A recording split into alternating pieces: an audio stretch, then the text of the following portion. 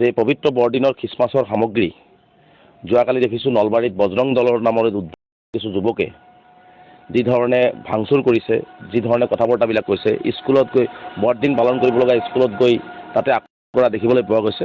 এই কাৰ্যটোক আমি তীব্ৰভাৱে নিন্দা কৰিছোঁ, গৰিহণা দিছোঁ। কাৰণ ভাৰতবৰ্ষৰ সংবিধানে আমাক নিজৰ নিজৰ ধৰ্ম কৰাৰ সকলোকে অধিকাৰ দিছে। গতিকে ইয়াত কোনেও কাৰো ধৰ্ম কৰাত বাধা আৰোপ কৰিব নোৱাৰে। কিন্তু কাৰ সাহসত এই বজৰং দলৰ নাম লৈ বজৰং দলৰ কিছু উদণ্ড এই ধৰণৰ খ্ৰীষ্টমাছৰ সামগ্ৰী লণ্ডভণ্ড কৰিলে, স্কুলত আক্ৰমণ কৰিলে, বৰদিন পালন কৰিব নোৱাৰিলে, এই সাহস কাৰ উচতনিত পালে? এইটোহে ডাঙৰ প্ৰশ্ন। আচলতে বুজা গৈ আছে যে নলবাৰী জিলাত ইয়াৰ আগতে দেখিছোঁ যে শ্ৰমিকৰ ওপৰত নিৰ্মমভাৱে আক্ৰমণ কৰা হৈছে, শ্ৰমিকৰ ওপৰত অত্যাচাৰ চলোৱা হৈছে। তাৰপিছতো নলবাৰী জিলা আয়ুক্ত, নলবাৰী জিলা আৰক্ষী অধীক্ষকগৰাকীয়ে আচলতে এইসকল ভণ্ড নেতাৰ ওচৰত আঁঠু লৈছে নেকি? আজি নলবাৰী জিলাত এই ধৰণে পবিত্ৰ বৰদিনৰ খ্ৰীষ্টমাছৰ সামগ্ৰী ভাঙচুৰ কৰা, ধৰ্ম পালন কৰিব নোৱাৰা শ্ৰমিকৰ ওপৰত নলবাৰী আক্ৰমণ কৰাৰ পিছত কিয় তেওঁলোকৰ ওপৰত ব্যৱস্থা গ্ৰহণ কৰিব নোৱাৰে? খুব দুখ পাইছোঁ যে এজনৰ ধৰ্ম কৰিব যোৱা অনুষ্ঠানত ধৰ্মীয় সামগ্ৰী, খ্ৰীষ্টমাছৰ সামগ্ৰী এইবোৰ ভাঙিছোঁ, লণ্ডভণ্ড কৰা, ধৰ্ম পালন কৰিব নোৱাৰা এই ধৰণৰ কথা বতৰা কোৱাটো অসমত কিন্তু আমি প্ৰথমবাৰে এনেকুৱা ঘটনা আমি দেখিবলৈ পালোঁ। এজন অসমীয়া যুৱক হিচাপে আমি লজ্জাবোধ কৰিছোঁ আৰু এজন অসমীয়া হিচাপে আমি বহুত দুখ পাইছোঁ। গতিকে আমি সকলোৰে লগত সমিল মিলেৰে, অসমত বিভিন্ন জাতি জনগোষ্ঠী, বিভিন্ন ধৰ্মাৱলম্বী লোক আছে, আমি সকলোৰে লগত সমিল মিলেৰে অসমখন আগুৱাই লৈ যাব লাগিব আৰু যোনে যাৰ যি ধৰ্ম পালন কৰে সেই ধৰ্ম পালন কৰি থাকিব। গতিকে ইয়াত কোনো ধৰণৰ বাধা আৰোপ কৰিব নাই। আজি সংখ্যালঘু হোৱাৰ বাবেই, আজি খ্ৰীষ্টান ভাইসকলে সংখ্যালঘু হোৱাৰ বাবে যদি এই ধৰণৰ আক্ৰমণ, এইটো কোনো পধ্যে মানি ল'ব নোৱাৰি। সকলোকে নিজৰ নিজৰ ধৰ্ম কৰাৰ ক্ষেত্ৰত যাতে কোনো বাধা আৰোপ কৰিব নোৱাৰে, তাৰ কাৰণে যি ধৰণৰ ব্যৱস্থা গ্ৰহণ কৰিব লাগে তাৰ ব্যৱস্থা গ্ৰহণ কৰিবৰ কাৰণে মুখ্যমন্ত্ৰীক আহ্বান জনাইছোঁ। গতিকে আমি অসমবাসী ৰাইজক আহ্বান জনাইছোঁ, আহক আমি সকলোৱে মিলিজুলি আমি শান্তি সম্প্ৰীতি ভাতৃত্ববোধ ঐক্য আমি স্থাপন কৰোঁ।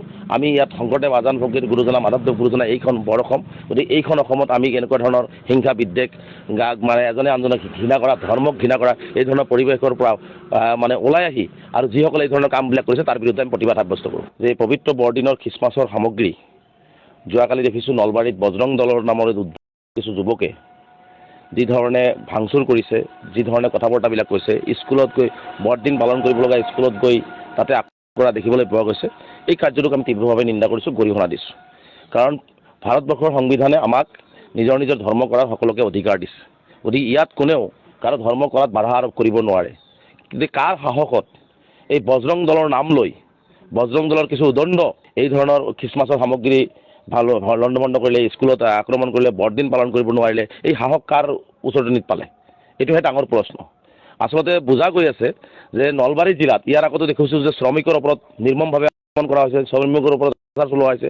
তাৰপিছতো নলবাৰী জিলা আয়ুক্ত, নলবাৰী জিলা আৰক্ষী অধীক্ষকগৰাকীয়ে আচলতে এইসকল ভণ্ড নেতাৰ ওচৰত আঁঠু লৈছে নেকি? আজি নলবাৰী জিলাত এই ধৰণে পবিত্ৰ বৰদিনৰ খ্ৰীষ্টমাছৰ সামগ্ৰী ভাঙচুৰ কৰা, ধৰ্ম পালন কৰিব নোৱাৰা শ্ৰমিকৰ ওপৰত নলবাৰী আক্ৰমণ কৰাৰ পিছত কিয় তেওঁলোকৰ ওপৰত ব্যৱস্থা গ্ৰহণ কৰিব নোৱাৰে? খুব দুখ পাইছোঁ যে এজনৰ ধৰ্ম কৰিব যোৱা অনুষ্ঠানত ধৰ্মীয় সামগ্ৰী, খ্ৰীষ্টমাছৰ সামগ্ৰী এইবোৰ ভাঙিছোঁ, লণ্ডভণ্ড কৰা, ধৰ্ম পালন কৰিব নোৱাৰা এই ধৰণৰ কথা বতৰা কোৱাটো অসমত কিন্তু আমি প্ৰথমবাৰে এনেকুৱা ঘটনা আমি দেখিবলৈ পালোঁ। এজন অসমীয়া যুৱক হিচাপে আমি লজ্জাবোধ কৰিছোঁ আৰু এজন অসমীয়া হিচাপে আমি বহুত দুখ পাইছোঁ। গতিকে আমি সকলোৰে লগত সমিল মিলেৰে, অসমত বিভিন্ন জাতি জনগোষ্ঠী, বিভিন্ন ধৰ্মাৱলম্বী লোক আছে, আমি সকলোৰে লগত সমিল মিলেৰে অসমখন আগুৱাই লৈ যাব লাগিব আৰু যোনে যাৰ যি ধৰ্ম পালন কৰে সেই ধৰ্ম পালন কৰি থাকিব। গতিকে ইয়াত কোনো ধৰণৰ বাধা আৰোপ কৰিব নাই। আজি সংখ্যালঘু হোৱাৰ বাবেই, আজি খ্ৰীষ্টান ভাইসকলে সংখ্যালঘু হোৱাৰ বাবে যদি এই ধৰণৰ আক্ৰমণ, এইটো কোনো পধ্যে মানি ল'ব নোৱাৰি। সকলোকে নিজৰ নিজৰ ধৰ্ম কৰাৰ ক্ষেত্ৰত যাতে কোনো বাধা আৰোপ কৰিব নোৱাৰে, তাৰ কাৰণে যি ধৰণৰ ব্যৱস্থা গ্ৰহণ কৰিব লাগে তাৰ ব্যৱস্থা গ্ৰহণ কৰিবৰ কাৰণে মুখ্যমন্ত্ৰীক আহ্বান জনাইছোঁ। গতিকে আমি অসমবাসী ৰাইজক আহ্বান জনাইছোঁ, আহক আমি সকলোৱে মিলিজুলি আমি শান্তি সম্প্ৰীতি ভাতৃত্ববোধ ঐক্য আমি স্থাপন কৰোঁ। আমি ইয়াত শংকৰদেৱ আজান ফকীৰ গুৰুজনা, মাধৱদেৱ গুৰুজনা এইখন বৰ অসম। গতিকে এইখন অসমত আমি এনেকুৱা ধৰণৰ হিংসা বিদ্বেষ এজনে আনজনক ঘৃণা কৰা, ধৰ্মক ঘৃণা কৰা এই ধৰণৰ পৰিৱেশৰ পৰা ওলাই আহি আৰু যিসকলে এই ধৰণৰ কামবিলাক কৰিছে তাৰ বিৰুদ্ধে আমি প্ৰতিবাদ সাব্যস্ত কৰোঁ।